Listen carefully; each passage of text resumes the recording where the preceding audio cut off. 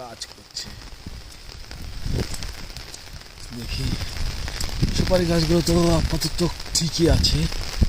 এই দিকের কাঁচাটা উঁচু আছে, ঠিক আছে, এই দিকেরটা পাটটা জুপতে একটু টাইম লাগবে। এই দিকেরটা তো ওই দিকেরটা খুব নিচু, এটা ঠিক আছে, যেটাতে যাচ্ছি এটা ঠিক আছে। এই দেখো বিলে এতটা জল হয়েছে, ঠিক আছে।